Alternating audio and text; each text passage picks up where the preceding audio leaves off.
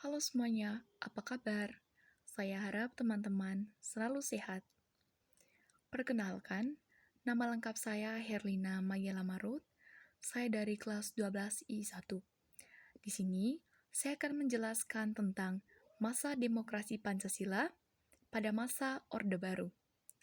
Sebelumnya, mari kita ketahui dulu definisi dari demokrasi Pancasila. Demokrasi Pancasila merupakan demokrasi yang dipopulerkan pada masa Orde Baru dan kepemimpinan Soeharto, yaitu pada tahun 1966 sampai 1998. Demokrasi ini menentang konsep demokrasi yang terdahulu, yaitu pada masa demokrasi terpimpin, Presiden Soekarno. Demokrasi ini terlaksana setelah terbitnya Surat Perintah 11 Maret atau biasa dikenal dengan Supersemar. Surat ini merupakan surat yang digunakan untuk mengatasi situasi saat itu di mana Indonesia dihadapkan pada persoalan yaitu adanya organisasi pemberontak yang disebut PKI. Maka dari itu, Presiden Soeharto memerintah agar menindaklanjuti penumpasan kepada organisasi ini dalam artian yaitu PKI.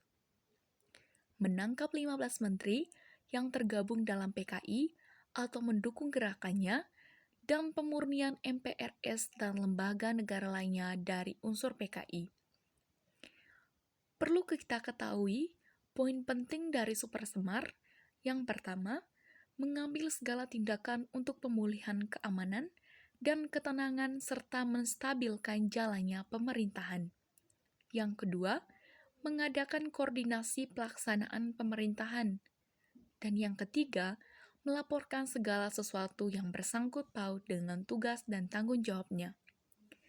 Pada dasarnya, demokrasi terpimpin mengutamakan kepentingan musyawarah untuk mufakat, yang artinya pemimpin tidak diberi hak untuk mengambil keputusan sendiri ketika mufakat tidak tercapai, maka perlu dilakukan voting atau pungutan suara.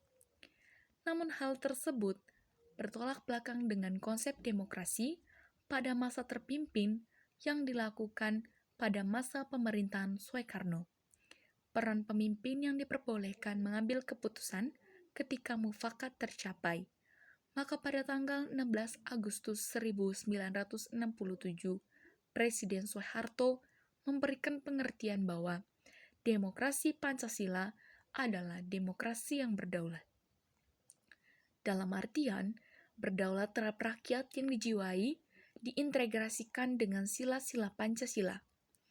Demokrasi ini juga mengatur hubungan yang harmonis antara ketiga lembaga, yaitu eksekutif, yudikatif, dan legislatif, sehingga terjadi keseimbangan yang wajar antara konsekuen dan konflik akan menemukan jalan keluar.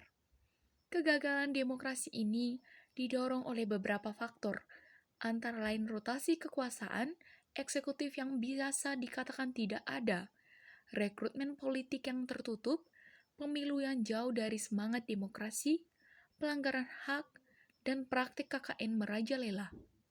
Pada tanggal 21 Mei 1998, Soeharto mengundurkan diri dari jabatannya sebagai Presiden RI dan menyerahkan mandatnya kepada B.J. Habibie.